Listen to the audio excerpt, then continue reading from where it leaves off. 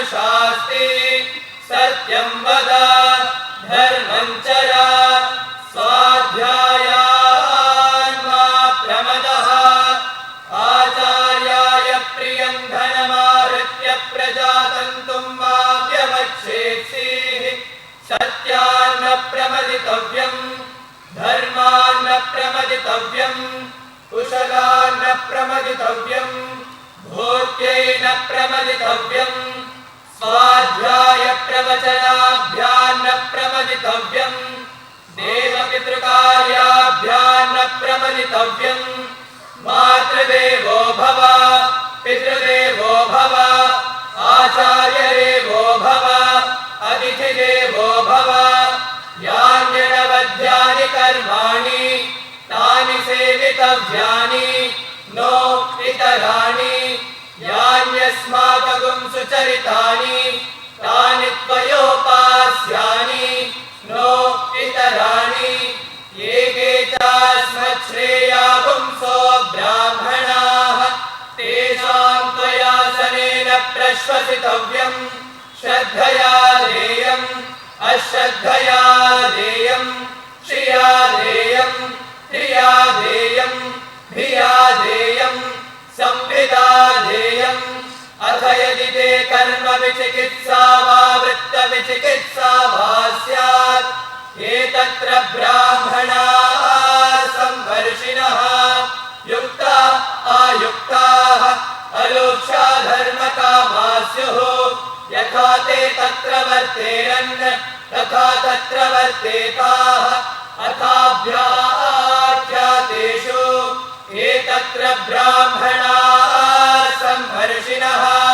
युक्ता आयुक्ताः अलोक्षा धर्मकामा स्युः यथा ते तेषु वर्तेरन् तथा तेषु वर्तेताः एष आदेशः एष उपदेशः एषा वेदोपनिषत् एतदनुशासनम् एवमुपासितव्यम् एवमुचैतदुपास्यम् ॐ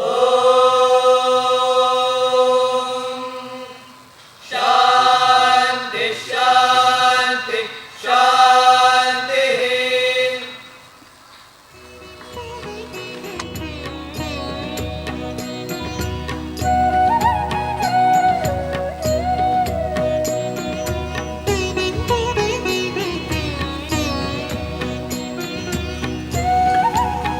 Om Shri Sai Ram. I offer my loving salutations at the divine lotus feet of beloved Bhagavan Shri Sathya Sai Baba. Esteemed members of the Shri Sathya Sai Central Trust, respected Chancellor and Vice Chancellor Sirs, distinguished guests, members of the University fraternity, research scholars, and dear students. I deem it a privilege to stand here today to welcome you all to the 4th edition of the S.G. Sundaraswamy Memorial Lecture 2020. Thank you everyone for making the time to be present for this very significant event. I extend a special and warm welcome to the distinguished guest speaker of this evening, Lieutenant General Madhuri Kanitkar, who has graciously accepted to deliver the lecture.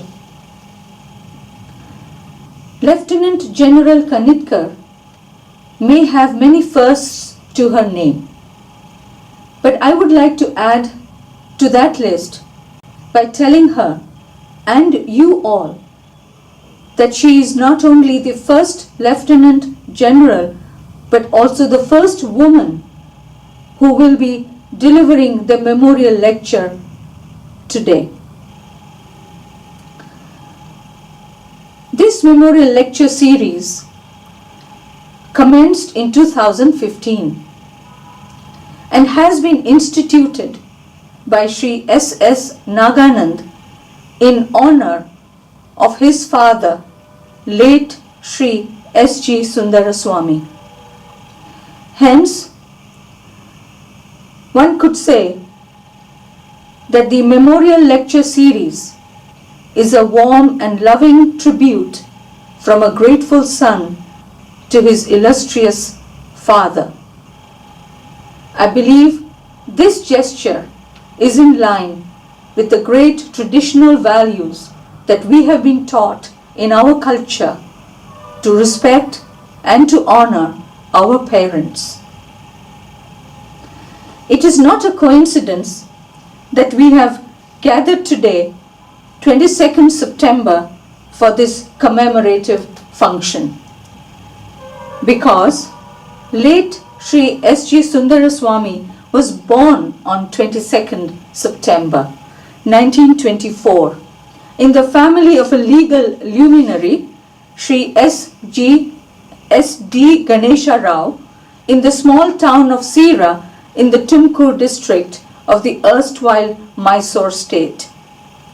After graduating with a BSc degree from the Central College, Bengaluru in 1944, he studied law at the famous Madras Law College and was awarded his bachelor's degree in 1946.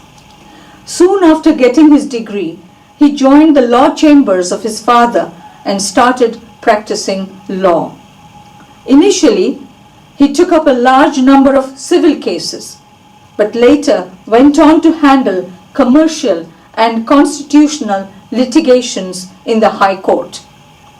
On account of his acumen, he was appointed the Advocate General of Mysore in 1970, a post he held until 1972. The law reports that Sri S.G. Sundaraswamy wrote bear testimony to his erudition. His commitment to the legal profession is evidenced by the fact that he passed away arguing a case in the Karnataka High Court.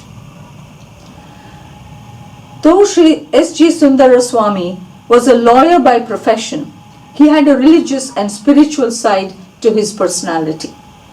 He had deep associations to religious institutions such as Sringeri Sharada Peetham and Sri Ramakrishna Mission.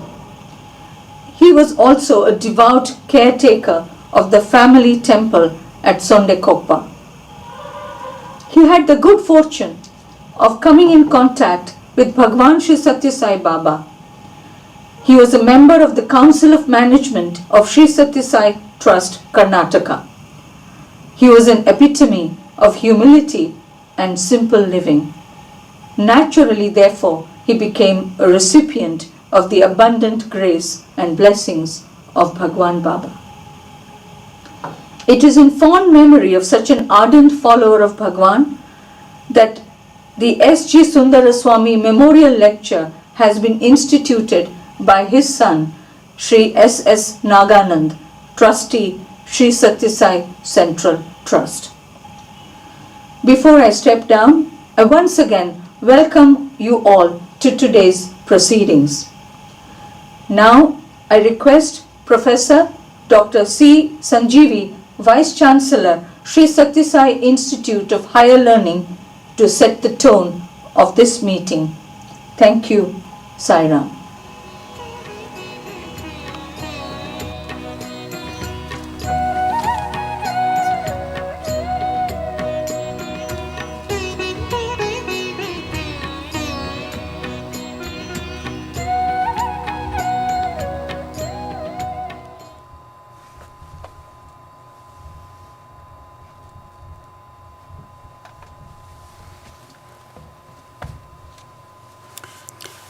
Sai Ram, my humble pranams at the lotus feet of Bhagwan. I am delighted to be a part of today's Sri Sundaraswamy Memorial Lecture. The theme of today's meeting is innovation. We at SSSIHL are proud to say that we pursue affordable innovation. Several of our departments are pursuing this with renewed vigor. They range from green methods for defluoridation, a novel method for defluoridation in a tea bag concept. Removal of arsenic from using graphene sponge and nanotechnology.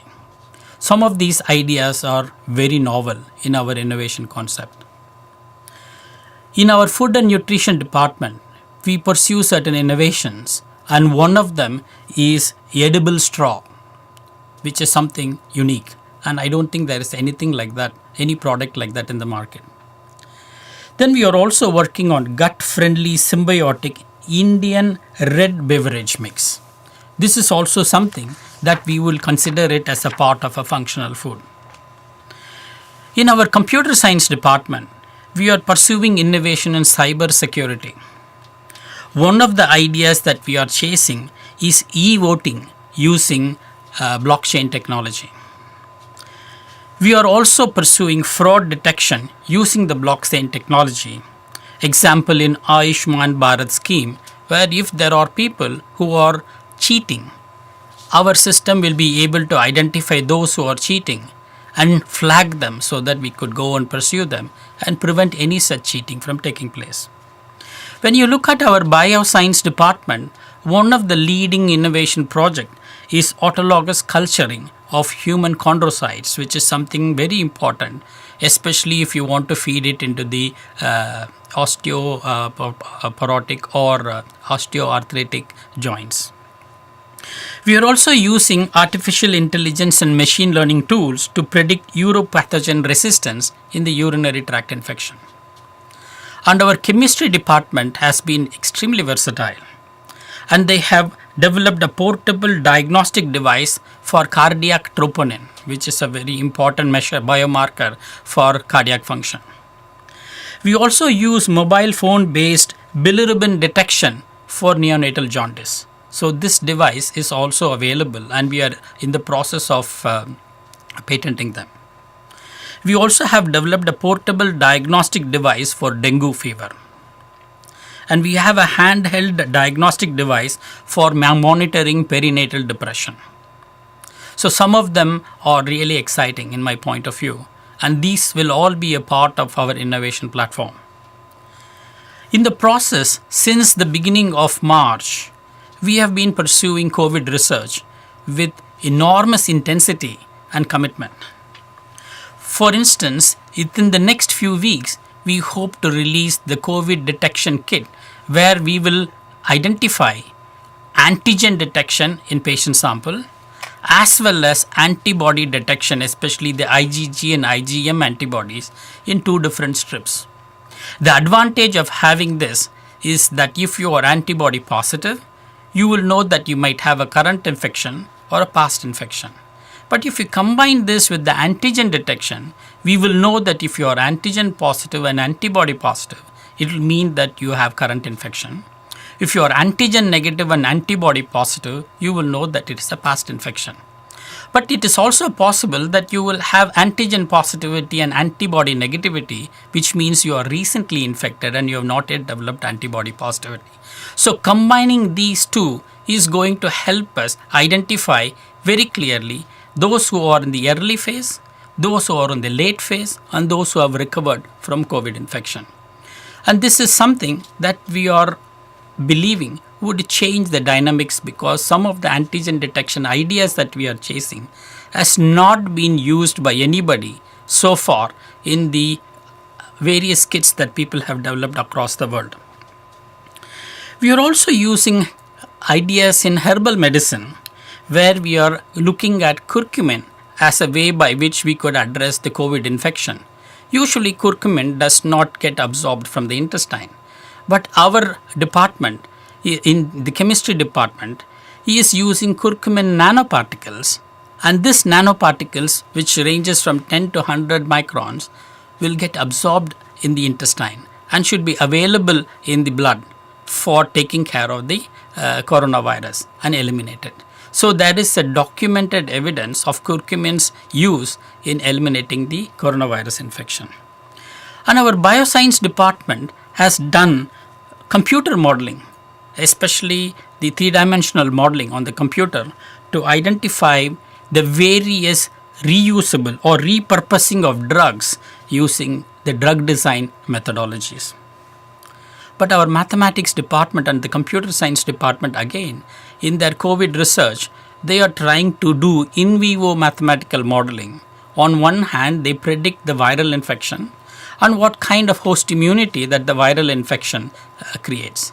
So in a COVID situation with the very high viral load, it's possible for us to tell what kind of viral infection that can happen, especially intracellularly, how does various viral replication process happen.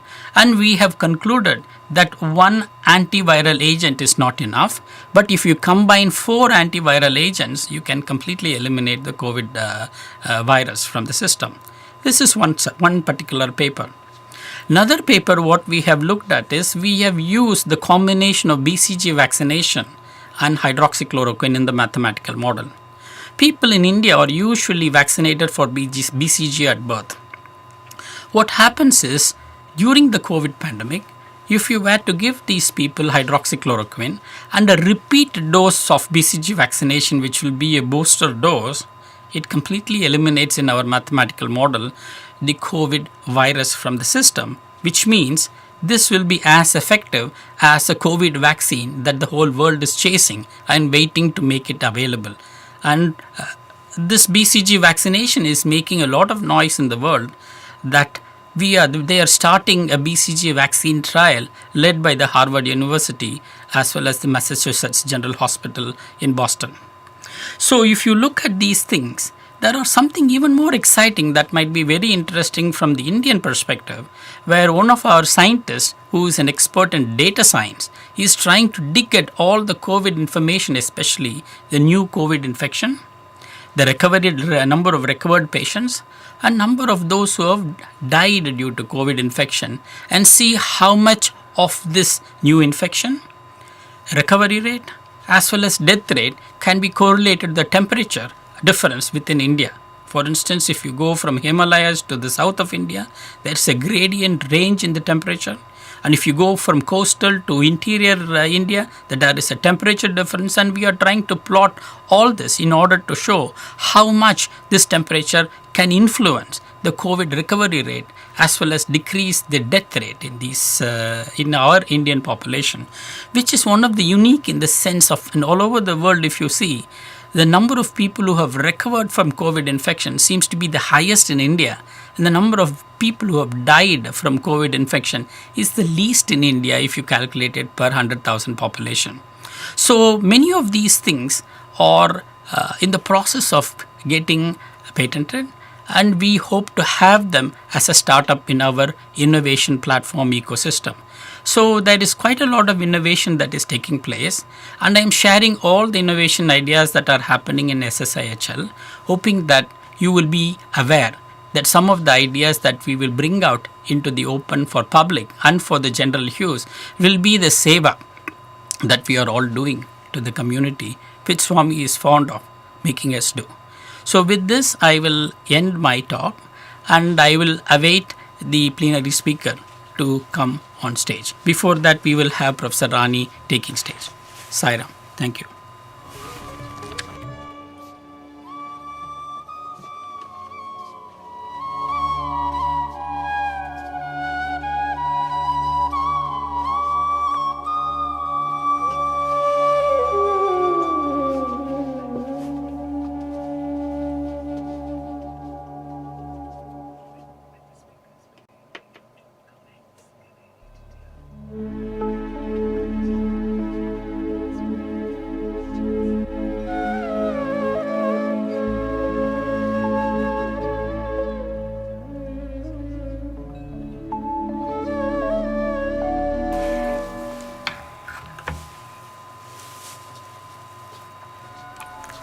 Om Shri Sai Ram. My humble pranams at the lotus feet of Bhagwan Shri Satya Sai Baba, the Chancellor, the Founder Chancellor of Shri Satya Sai Institute of Higher Learning. Dear viewers, our Vice Chancellor, Professor C.B. Sanjeevi, has just told us what giant leaps are possible in the scientific community. But I would like to believe that all giant leaps begin with baby steps. And having told you of the baby steps that the SSSIHL is taking, it is now time to invite a pediatrician to this lecture. Pun intended, baby steps and the pediatrician. But the pediatrician that you are going to see in a few minutes is far from what you will imagine her to be. In one of the recent interviews that she gave to NDTV, she describes herself thus: I may be a pediatrician, but I do not do things in small measures. I take on big challenges. Yes, a doctor, a teacher, and a soldier packaged into an unassumingly charming form, and that is what Lieutenant General Dr. Madhuri Kanitkar is, our guest speaker for today. It is a hackneyed phrase in any introduction to say she is one of her kind. But today when I say it, I mean it. She is one of her kind. As a Lieutenant General, she is the third woman Lieutenant General in the armed forces with a 3-star. She has many firsts to her credit. At present, she assumes the role of the Deputy Chief, Integrated Defense Staff, Medical Wing, reporting to the Chief of Defense.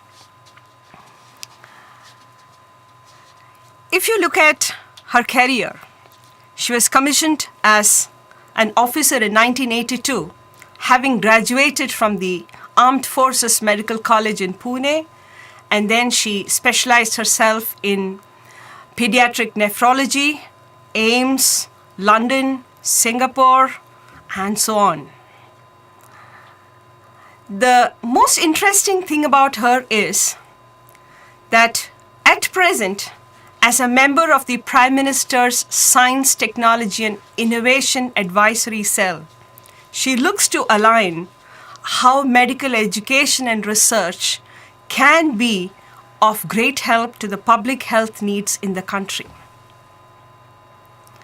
The personal and the professional life of Lieutenant General Dr. Madhuri is very intertwined. Her husband, retired Quartermaster General of the Indian Army, Lieutenant General Rajiv Kanitkar, and she become the first couple in Indian Armed Forces to have a 3-star together. Getting that star from the shoulder to the collar, she does accept, needs grit and steadfastness. And they always believed, she says in an interview, that they would grow together and not apart. And the proof of the pudding is in what we have today. An officer with many feathers in a cap, or should I say many medals on her chest and many stars on her collar, Dr. Madhuri commanded me that I must keep her introduction brief. What choice do I have? Ours not to make a reply, ours not to question why. So most reluctantly, with an acute sense of incompleteness in the task that I am entrusted with, I shall cut short this introduction and invite Lieutenant General Dr. Madhuri Kanitkar to deliver the S.G. Sundaraswamy Memorial Lecture on the topic Inspiring Innovation. Over to the Lieutenant. Pranam. My pranam. Thank you so much, Professor Rani. Our most revered Chancellor, Sri Sathya Sai Baba, Honorable Vice Chancellor of the University, Professor Sanjeevi, Professor Rajeshwari Patel, the Director, Professor Rani, dear devotees, students, from undergrads, postgrads to your PhD scholars, ladies and gentlemen, it is indeed an honor for me to reach Puttaparthi, even if virtually, for this next hour that I spend with you. It's only His grace that I think has taken me there. I especially thank the family of Sri S.G. Sundaraswamy who have made this possible through this memorial oration. I'll start sharing my slides now, and please confirm to me that they're on.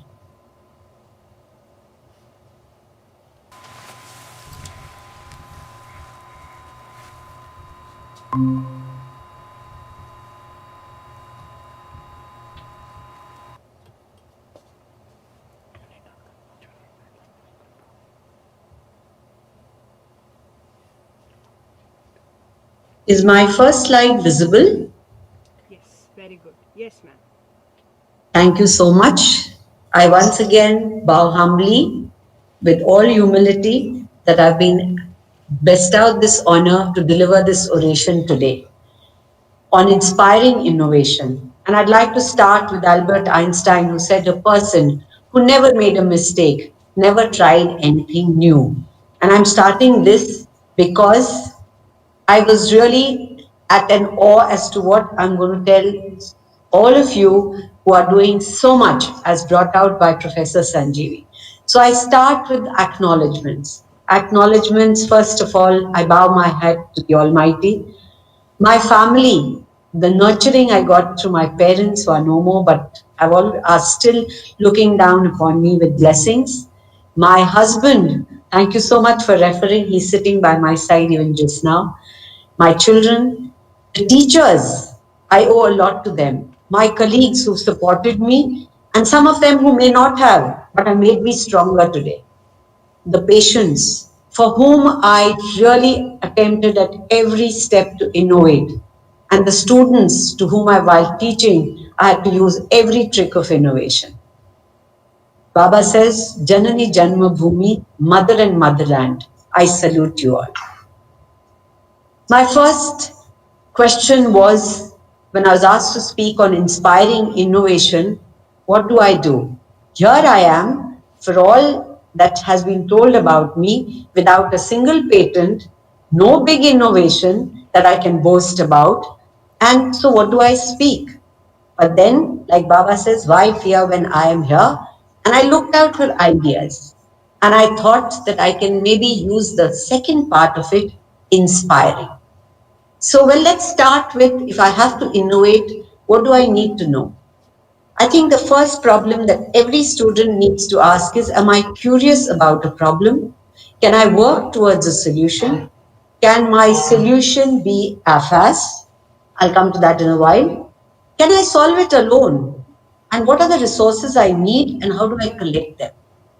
So I think we need to start with a desire to change, which is a must. And therefore, I would like to quote Spencer Johnson from Who Moved My Cheese, that the quicker you let go of old cheese, the sooner you find new cheese. And if you do not change, you become instinct. So at every point, I think that curiosity element of us needs to be invoked.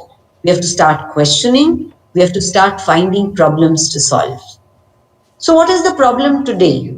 And I love this slide, which I've used in a couple of my other orations, where we are chasing, acquiring degrees from the undergrad to the postgrad, and the cycle goes on to a doctoral, postdoctoral, and the information knowledge continues, and we probably get this gray hair by the time we collect some wisdom. But Baba says, purpose of education is to build character. Do not learn only to earn. So I think that is a very important aspect which we need to introspect on. And like Professor Rani mentioned, it always bothered me that we are growing in silos. Education is about degrees, research is about patents and publications, and public needs, well, that's for the public. So can this all be swung into one continuous circle where innovation forms a very part of this cycle and not a standalone thing? So in this, I think there have been huge number of challenges. which we've faced with, our compartmentalized education, which cannot solve problems on its own, workplace silos where departments don't talk to each other. We're worried about intellectual property rights and how do we share. There are financial constraints. I'm not sure gender inclusivity it's happening, though it's a dream. And I think there is a lack of mentorship. So, what are the opportunities in this very field? I think, again, we are seeing a change. The national education policy has been promulgated, which lets us and permits us to think beyond one particular subject or department. A national research foundation has been envisaged with 0.1% of the GDP, which is going to be provided from undergrads to postgrads to universities. The DBT and etc. are setting up bioclusters and city clusters where there'll be opportunities to collaborate.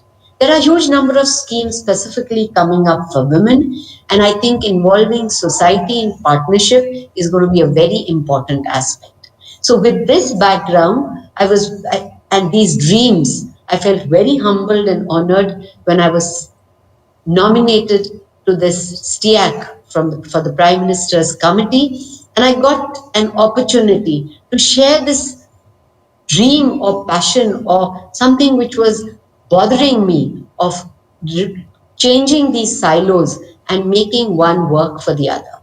And with that came a second opportunity wherein I was nominated to the Board of Governors of the Medical Council of India. So there was education, research, and health. I mean, I had an opportunity to do it all.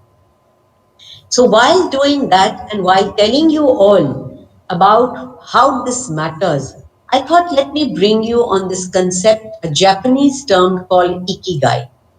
We all know what we are good at because that is our profession. We are trained, we have our degrees and we get paid for that, which is the vocation. And if we are lucky to have passion about it, it is what we love. So the three size circles are pretty easy to get through. But I think what's important is, do we have a mission? Is it in sync with what the world needs? And if you can put these four together, I think you found your ikigai. And in that, I would like to quote Baba, who says, be like a flute. While you pursue these dreams, have no egos, be hollow like that flute, be ramrod straight, righteous and honest, but yet be simple like a bamboo or a reed through which the beautiful music can flow. So let me tell you that innovation matters. It matters in everything. You may be doing all these wonderful things of research, and I was so amazed to hear the steps that you are all taking, and so lucky to be at this Institute of Higher Learning. And why should it be only the Olympics, which says faster, higher, stronger? I think that needs to come. The same spirit is there in innovation and research. But at the same time, it's amazing that you are lucky to be at SSSIHL, which follows the AFAS principle, which is let your innovation be affordable, feasible, acceptable, and sustainable. Because innovation is with a purpose as against research, which may be blue sky or translational. You have to find first a problem, and if that problem has a societal need, well, and you follow it with a dream and a passion, you found your ikigai.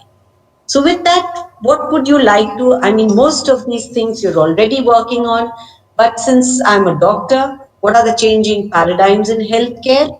It is using AI, machine learning, nanotechnology, IoT, telemedicine, precision medicine, because I feel when God made mothers because he could not be everywhere, but I think he's bringing in digital health because the doctor cannot be everywhere.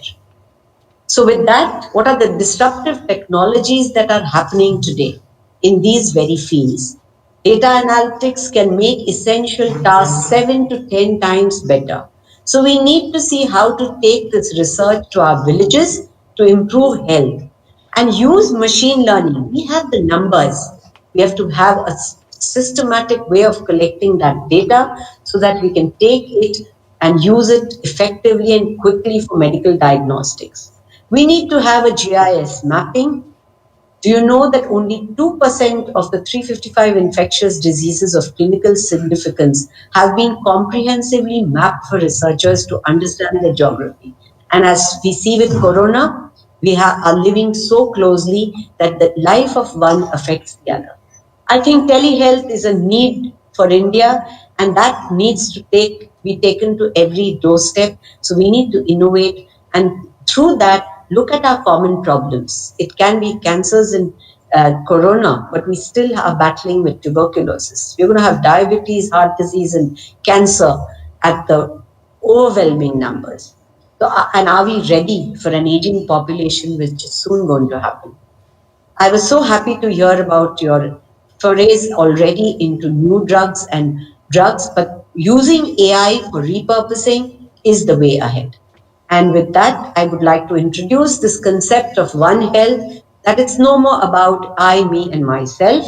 It's about a collaborative approach wherein there is a close interconnection between people, animals, plants, and their shared environments. And I think this is of strategic importance as well, which Corona has shown. And therefore, whether it is research or it is innovation, I think it needs to have a balance between a top down and a bottom up level. The top down would be policy driven, challenge based, grant funding, and outcome measurements are there. But also important is the bottom up, which educational and research institutes, colleges, universities need to collaborate to make meaningful interdisciplinary area research in areas of national interest. And I think you all at the SSSIHL are amazingly endowed to all be under one roof where you can really work meaningfully. And if you look at some of the data, look what's happening in the world. Look at the top 10 institutes in India versus the top 10 institutes globally.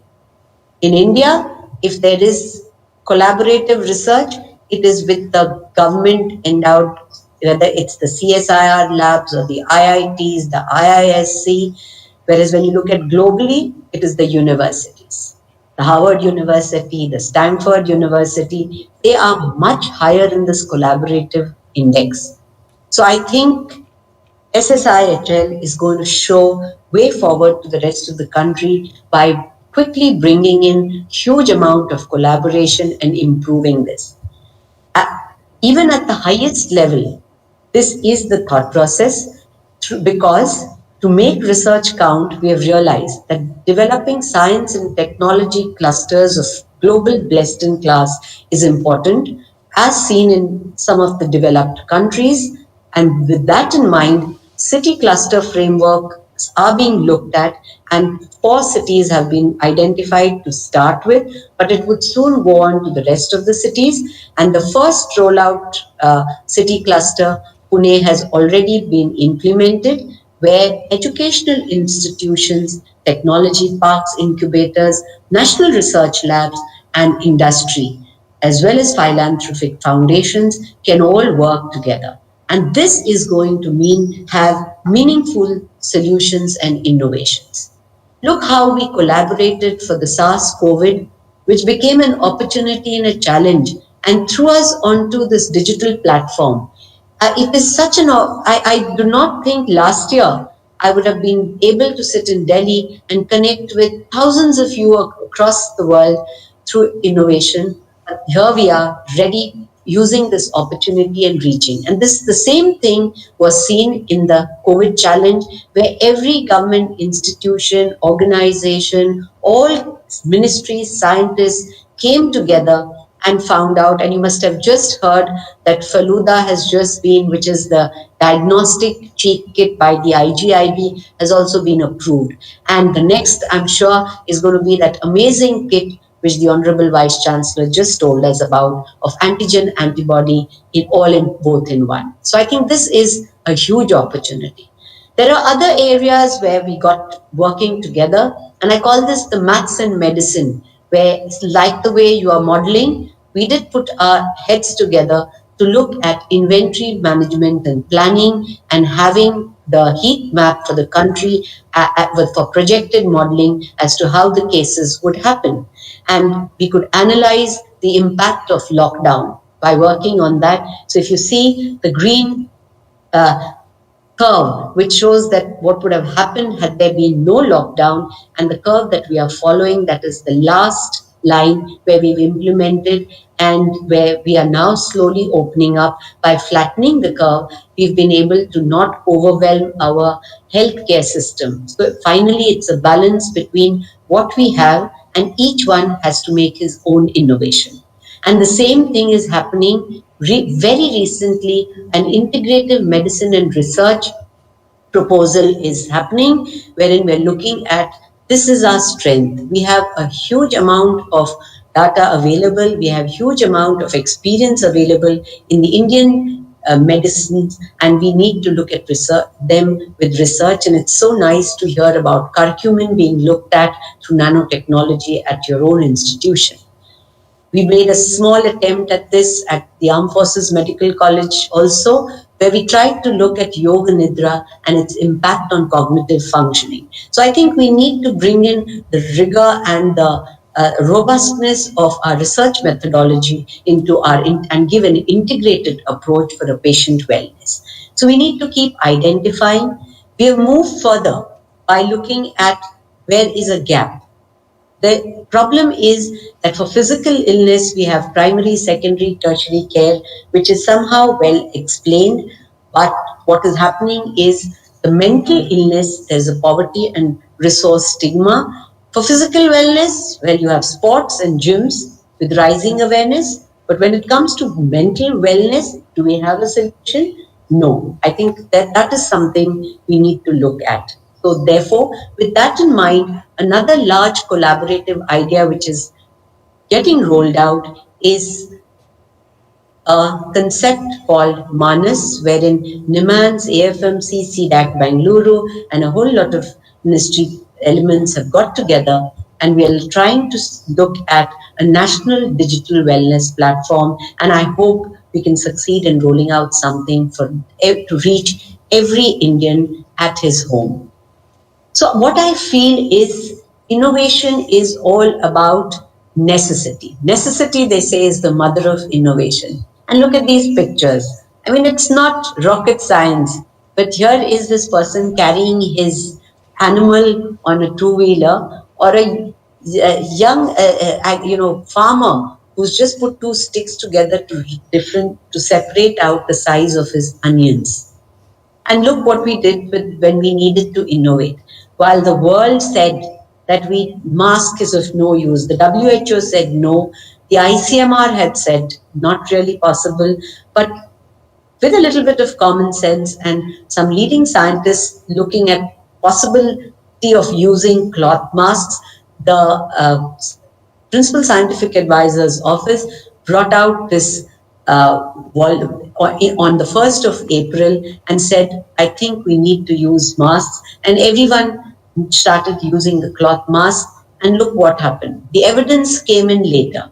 And this is an evidence review which showed that for an estimated RO, that is the doubling time of 2.4, the mask could reduce it down to 1.35.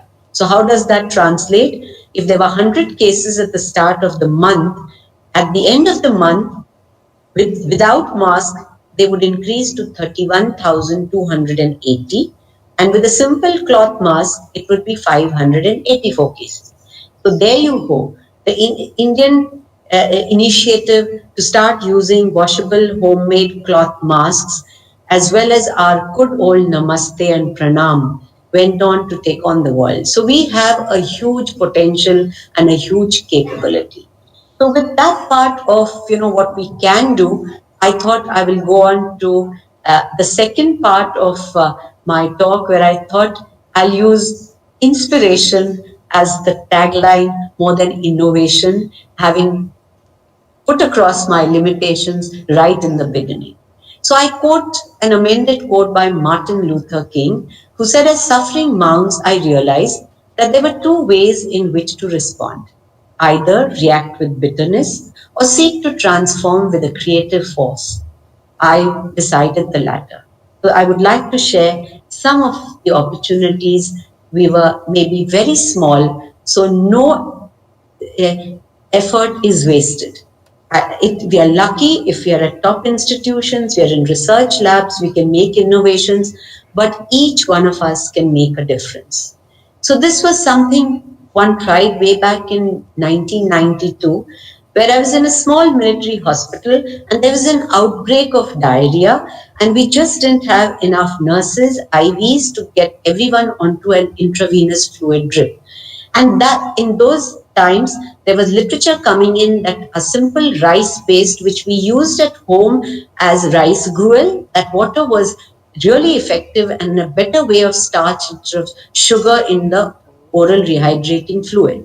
So what I thought was use this, and my pediatric nursing officer and me just dried up and pounded and powdered some rice, and we started boiling gallons of these in the ward and using the glass bottle, filling it up and letting it go through a nasogastric drip into the child so that the mother didn't have to sit without letting the child's hand move, and we didn't need so many IVs. Net result, there were out of those 250 cases, only 8 required intravenous fluid. I mean, it's a very easy and a simple thing. And I thought, like, I mean, is it worth even sharing? But being a young pediatrician, and I thought, let me share. And I went and presented my first paper showing that it reduced admissions, reduced IV fluid requirement, and the same learning experience was later put out in 2012 when a dengue outbreak was used and we just kept hydrating. What was the lesson learned?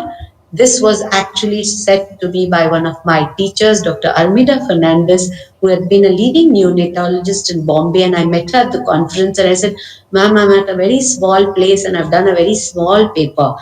And she told me, be a big fish in a small pond. You don't all have to be big fish in big pond. So that was a lesson, and I'd love to share this with all of you. So this is what it goes on. Now, having cheese makes you happy. So one pat on the back said, okay, probably I'm doing right. So can I find more gaps?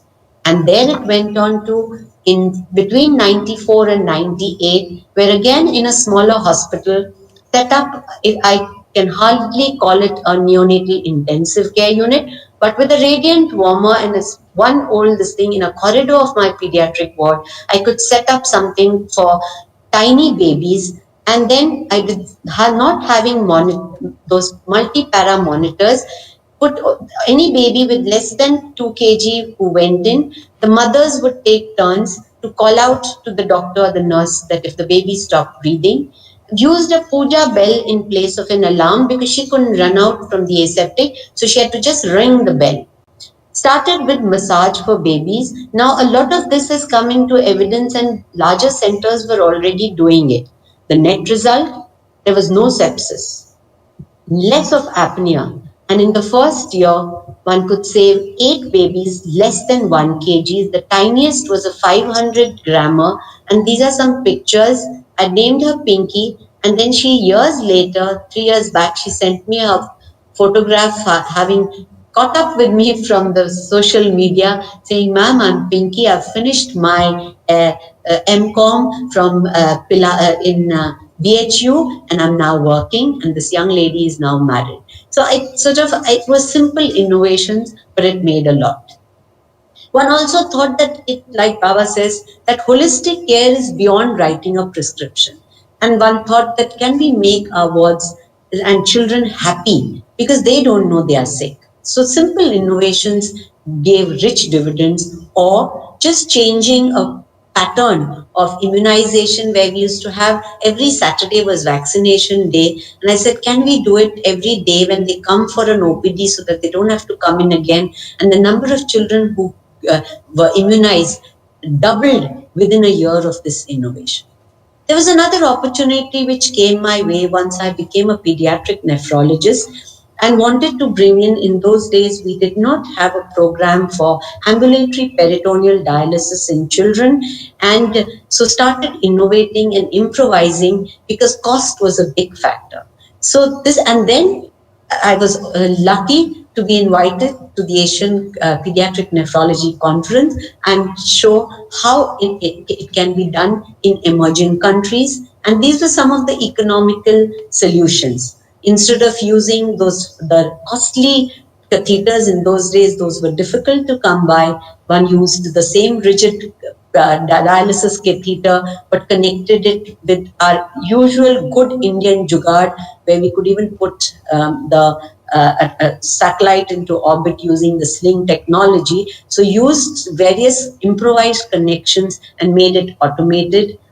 I also tried using household methods for giving asepsis and thought, can I this thing? And mothers were so fast to pick up. They started using the normal pressure cooker and a normal tin kept inside so that they didn't have to have disposable for cleaning up, and could stitch simple pouches for the children to carry their catheters. So these were among some of those which was just to make it affordable, and the children did extremely well, including for the dialysis.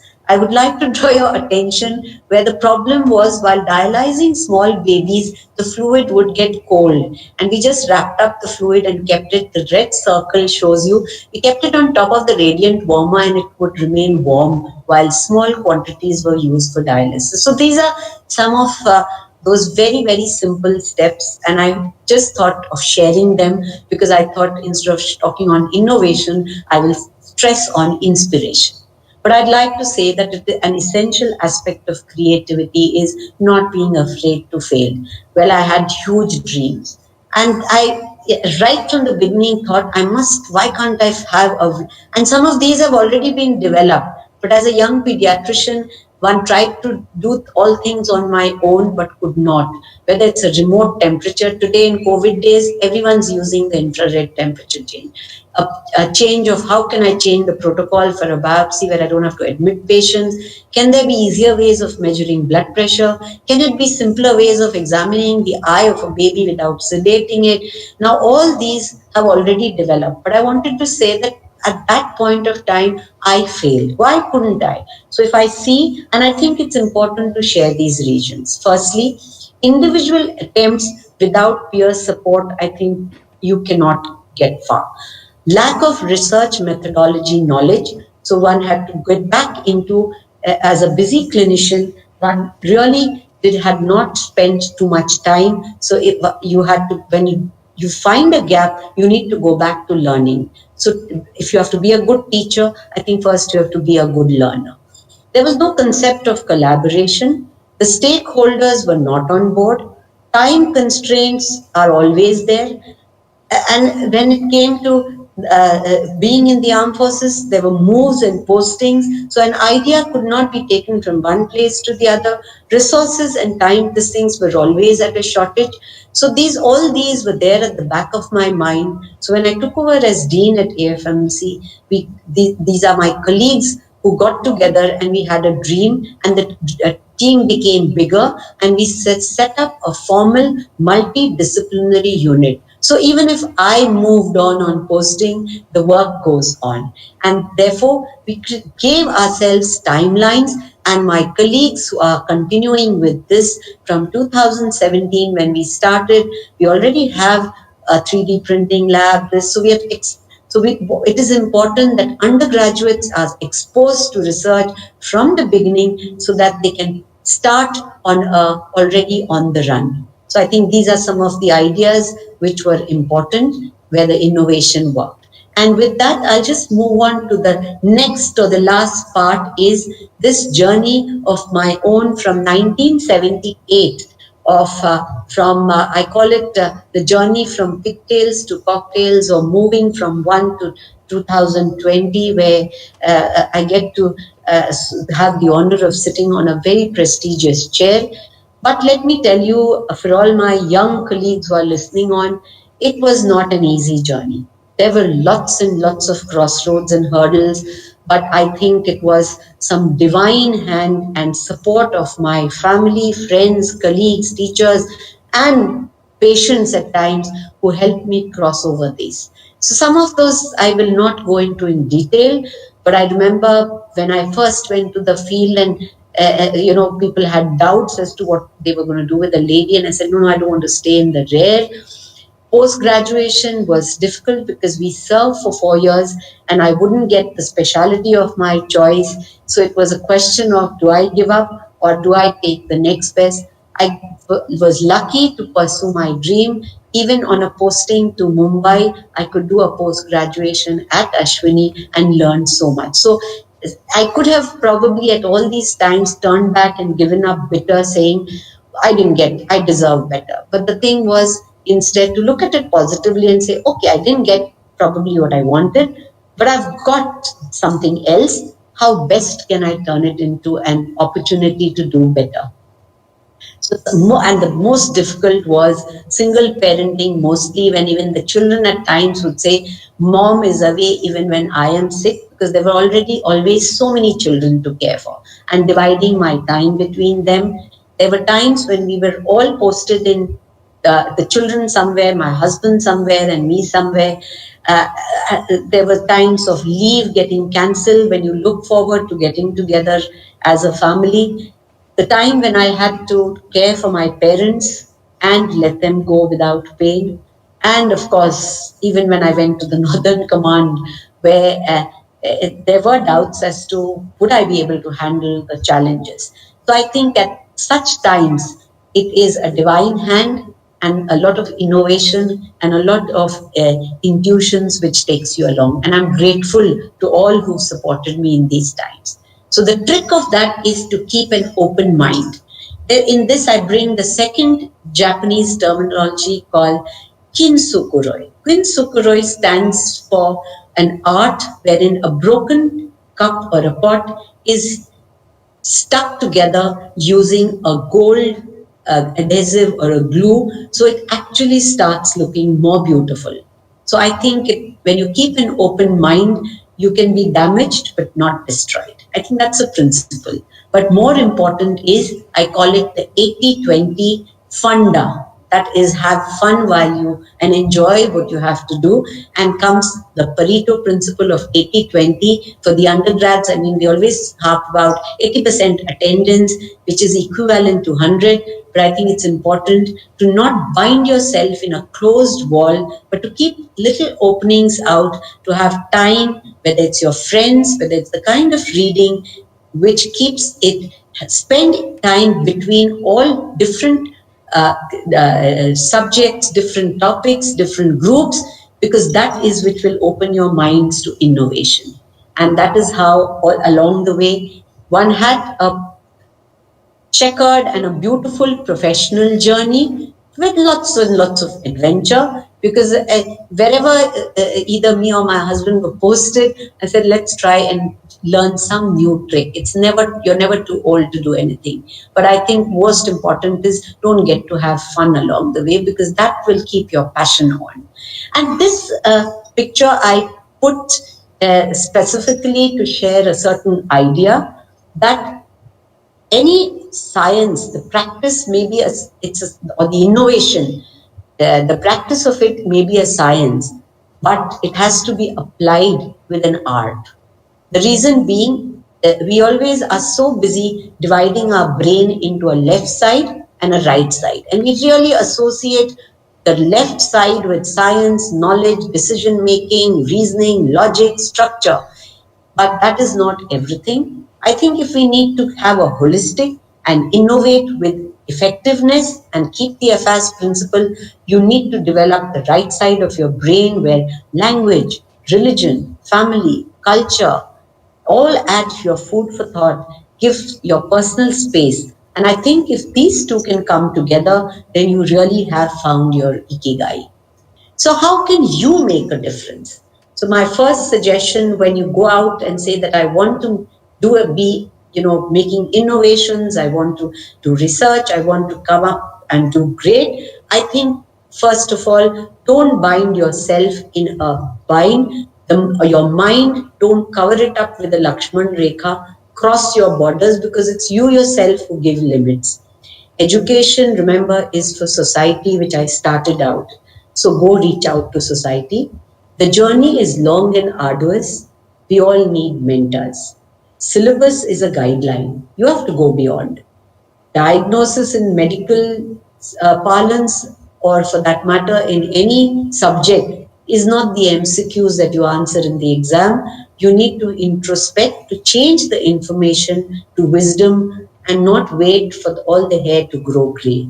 So therefore, don't rush into degrees. Give time for assimilation. Put in time for seva, and you at the SSSIHL are extremely lucky because you all are being nurtured in an environment where you have the ethos that work is worship and duty is devotion. So you are an individual, think for yourself. It's not important to do something just because everyone else is doing it. Each one is capable and each one is good and has his own passion. We all need money, but money cannot buy us happiness. So for that, I think I would like to say, whenever you are lost, I use this slide quite often, where I say that when you're lost, you look for a map, and it's not always the Google map, but a map is a mentor, a correct attitude, and a passion. And I think that's where you can find your way through any difficulty or any kind of situation. And when the mentor-mentee relationship is beautifully put across in this shloka, which says, Om Sahana Bhavatu, Sahanau Bhunaktu, Sahaviryam Karvavahe, Tejasvidavadhi Tamastu, Ma Vid Vishavahe, which means together, may we too move in our studies, the mentor and the mentee. Together we too relish our studies. Together may we perform our studies with concentration. May we have studied to our studies be filled with brilliance and not give rise to hostility or misunderstanding. I think this is very important. So whereas I started my talk with the I, inspiration, innovation, it was all about an I, but I think I can really do nothing. It needs a we. And so therefore in this journey where we have miles to go, I think, and I would like to say that the path from illness to wellness is the I goes away and the we comes in. And therefore my message would be collaborate, get together and find a solution which is affordable, feasible, accessible and sustainable. So before I close my talk and open up this thing to take on questions, I found this on a YouTube video, which I thought was very interesting. I mean, look at the power of teamwork or collaboration. I mean, there are these 4 young boys all sitting on an individual chair, and all they've done is got together, supported each other, and now just watch the fun. The chairs are all being taken away, each one of them being removed. And there goes the last one. So, united, we stand. Nothing can stop us. Jai Hind. And thank you very much for listening. It's been an honor and a pleasure to reach Parthi on this auspicious day. I thank each one of you for being with me here today. Thank you so much and Jai Hind.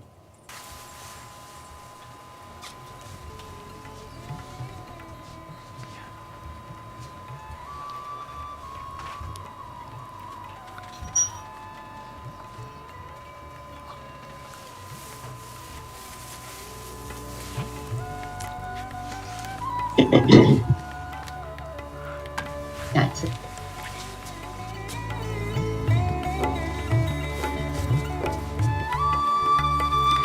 Thank you, ma'am, for that fantastically inspiring presentation. Personally, I enjoyed it even more because you had sprinkled it with a lot of literary lines.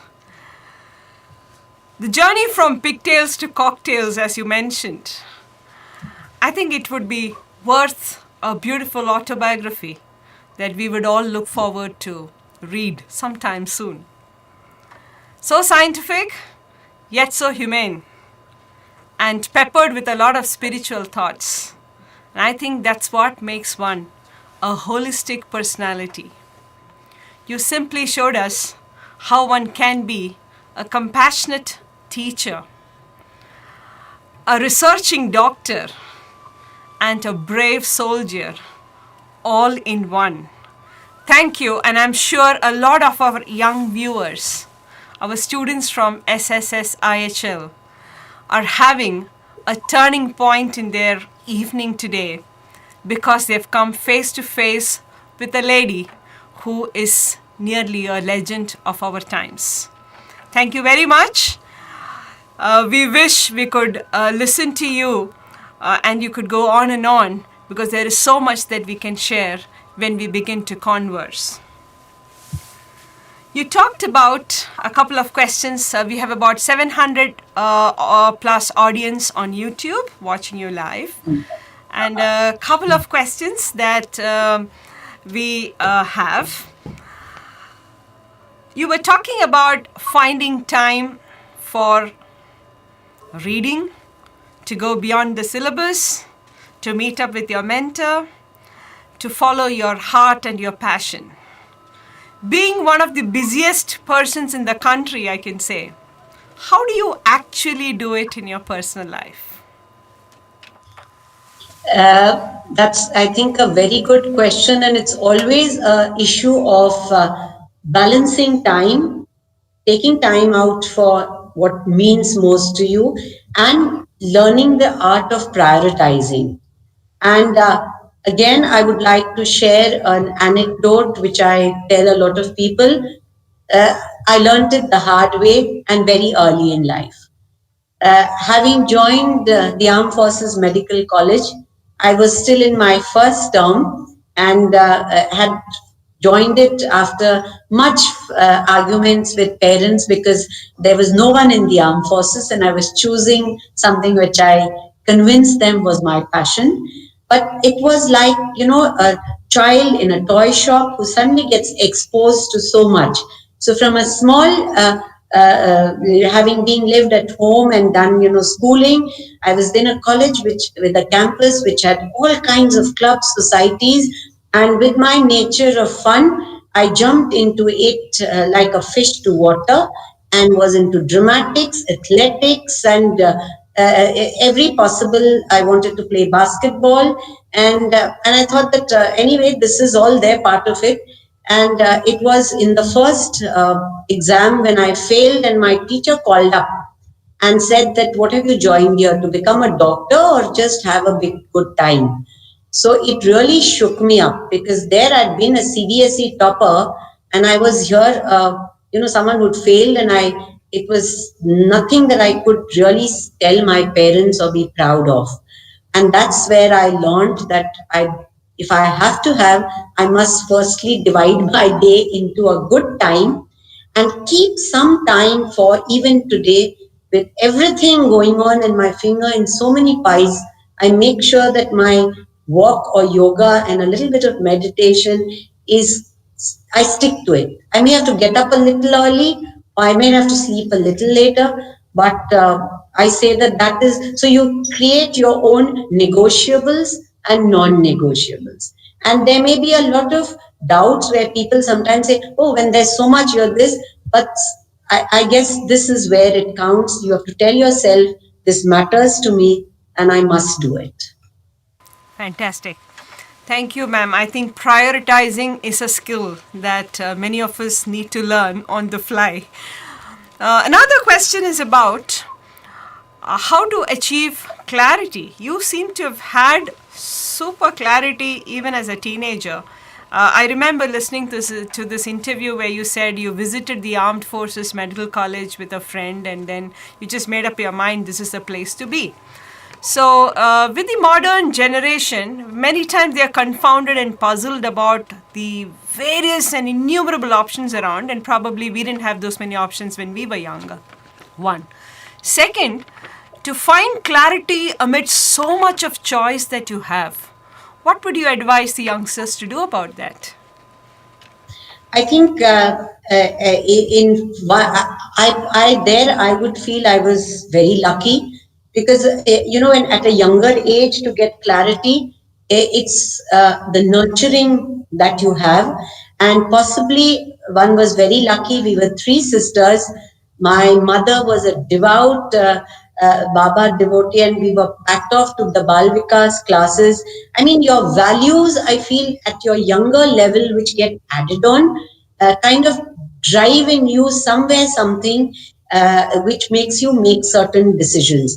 And the other thing was my grandmother, who had been, in fact, my sister's written a book on her called My Aji and I, who'd been a child widow, an orphan, who taught herself to become a doctor. So we were, while growing up, there was always this thing that you're lesser than no one, and if you've got you've got your brains, you've got your everything, you're lucky. What are you doing about it? How are you helping? So that was a thing which we probably grew up with, and with that somewhere at the back of my mind, and I saw the discipline and the need and everything about AFMC. Somewhere there was a meeting of a desire, a passion to do that, and an environment which would let me do that.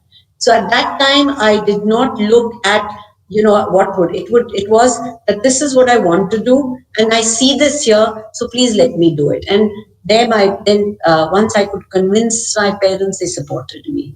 So I think that is important that way. And whenever there is no clarity or you come in a difficult situation, you need a mentor. So at all other points, whenever there were difficulty, at least 3 times I wanted to leave the armed forces. There were colleagues who, I thought I'd reached my limit. When you reach that limit, you want to give up everything. But at that time, if you just remember, you're not alone. God is with you. But God sends you a friend or a mentor or a teacher or someone who tells you, of course, you can do it. Pull back those papers. And at that time, at times that Bhagwan was probably in the form of my husband, or it was maybe a teacher. In one of my talks earlier, also I've committed where it's not one mentor. At every moment, when you have a problem, you discuss it with someone, and they help you take certain decisions. And I think that is important. I think you're basically suggesting that we must look out for signs from the universe, from the cosmos, sends you messages at the right points in life. Thank you, ma'am, for that. There is another question here.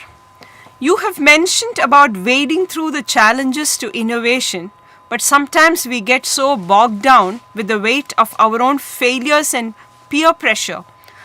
What would you suggest to help us overcome these things in our road to innovation? I think actually, if you look back, if I have to draw a leaf from my own this thing, it was the toughest times where I overcame, which made me stronger. So failures have to be there. If there are no failures, there'll be no pleasures of success. So if you, so every time, there was a thing that this is really the rock bottom. And if you can handle that situation with the help of a mentor, you come out stronger. So instead of being like a glass ball, to begin with, we are all fragile, we are human. And if that you let that glass ball hit the ground, it's going to crack. But it's the tough opportunity which you quote yourself and it may sound a little this to be become thick skin, but I guess it is the difficulties which help you, and God never lets you reach that point where it's finished. And if you reach there, then you've lost faith. But I think there's always every door shut, there'll be that little window open. If you have an open mind, you see that and you take that on. So I think that is what is important, is to not never say die and say, okay, this is okay, I've reached. So what? Now my back is up against the wall. I can't go any below this.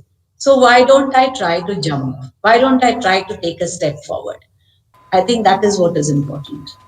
I think coming from a person like you, talking about never say die attitude and faith in God.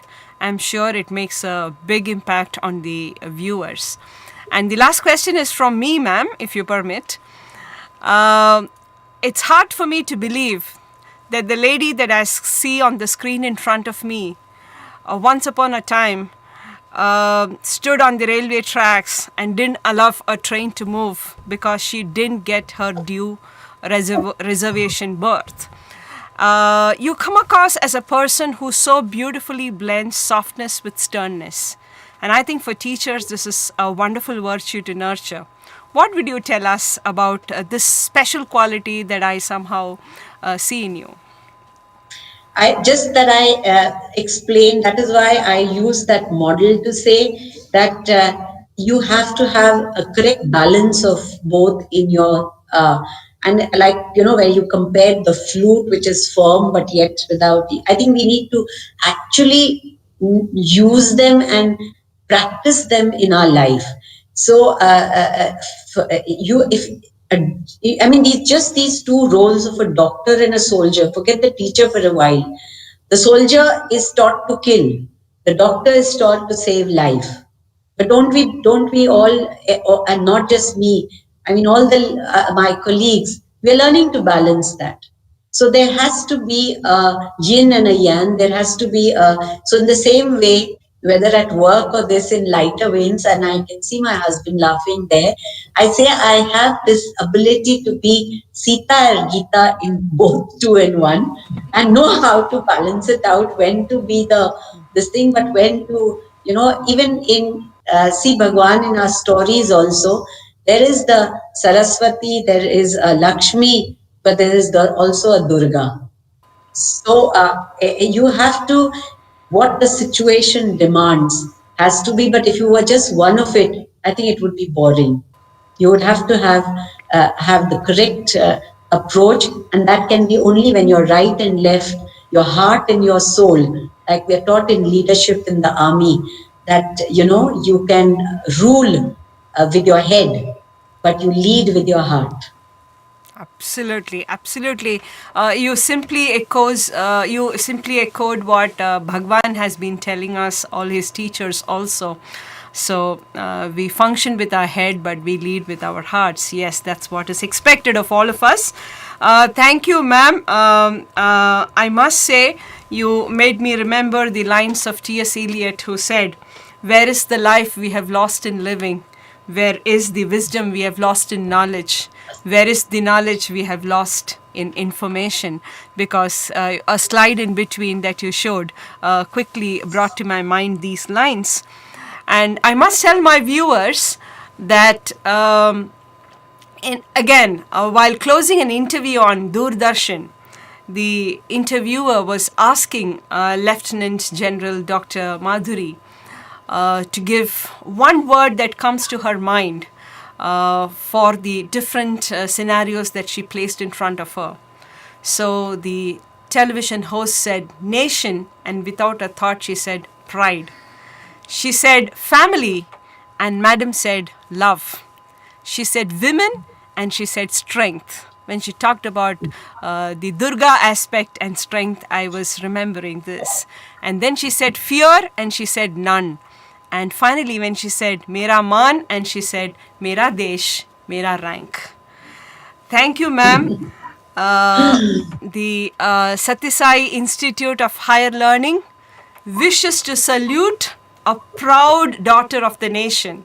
And the nation salutes people like you who are so inspiring to the youth and the coming generation.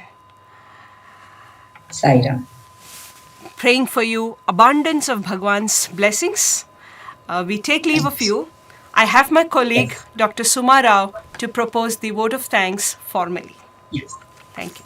And we'll have an aarti, right? Yes, after that, yes. Right.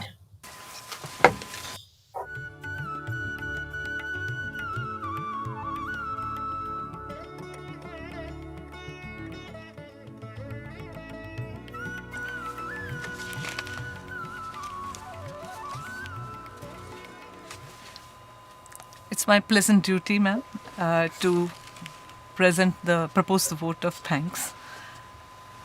First, I would like to place my deep gratitude to Bhagwan's lotus feet. You mentioned about the I and the we, and the substratum of both I and we is Sai. To him, I place Yes. all our gratitude. Ma'am, I would like to thank you for those words of wisdom. And the words of wisdom which are distilled, as we see, in your very illustrious career and life. But most of all, I would like to thank you for the deep amount of wisdom that you brought to our students who are all listening to this talk. And I'm sure it will make a big impact on them.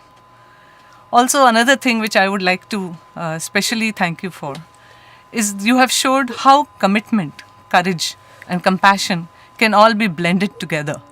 And that is something which we have to see to believe. I would like to express our deep gratitude to Sri Naganand Garu, trustee, Sri Sathya Sai Central Trust, and his family who have instituted this annual memorial talk and allowed the entire institute fraternity to benefit from erudite speakers like yourself. I also thank the Sathya Sai Media Center and its head, Mr. Sundaraswamy and the whole team who has gone out of the way to make this whole program a success and unstintingly spared their resources and time to organize this event and relay it. I thank our Chancellor Sir, Chakravarti Garu, IAS retired, and the Vice Chancellor Sir, Professor Karni Sanjeevi, Registrar Sir, Professor Sai Giridhar, who have helped us to arrange this beautiful session, and we have been very, very happy to be a part of it. I would also like to acknowledge the constant support and encouragement given by the Board of Trustees, Sri Sathya Sai Central Trust, the members of the Institute Trust, the Board of Management and members of various committees and councils who have always supported the Institute in all its endeavors. I thank the alumni of the Sri Sathya Sai Institute of Higher Learning who feel such a bond with their alma mater and that they personally take interest in all its events, achievements, and are, I'm sure, listening to this talk. To the patrons of education and our supportive audience, our sincere gratitude. To all the people who have directly or indirectly helped us to make this event a success, our sincere thanks. Thank you for your kind attention. Om Shri Sai Ram.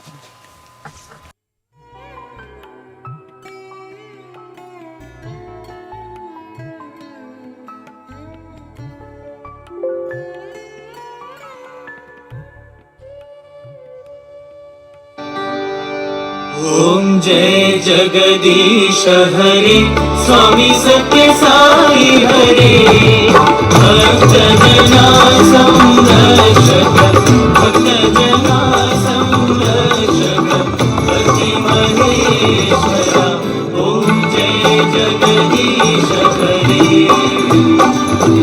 Shashi वदना श्रीकरा सर्वा प्राणपते स्वामी आश्रित कल्पलतीका आश्रित कल्पलतीका अवतारा ओम जय जगदीश हरे माता गुरुदैवं पर्यन्तयुनीरे स्वामी पर्यन्तयुनीरे नाद ब्रह्म जगन्नाथ जगन्नाथ नागेन्द्राश्रयः ॐ जय जगदीश हरे ओंकाररूपमोजस्वी साई महादेव सत्य साई महादेव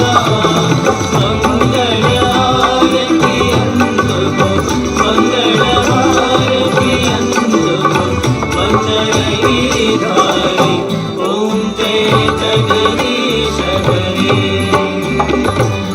नारायण नारायण ओम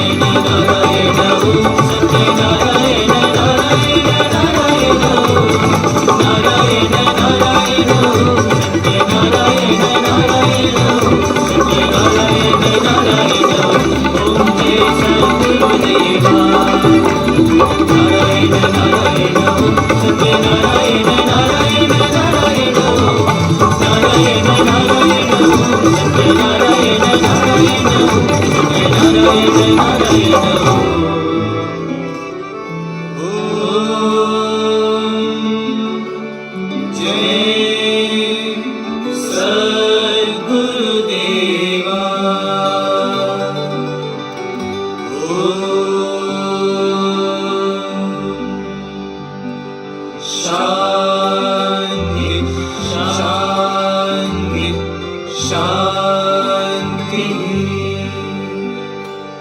समस्तलोका सुखिनो भवन्तु समस्तलोका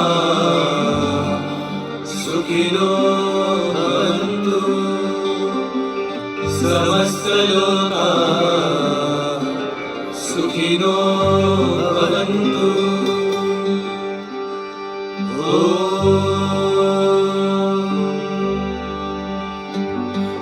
शान्ति शान्ति शान्तिः जय बोलो भगवान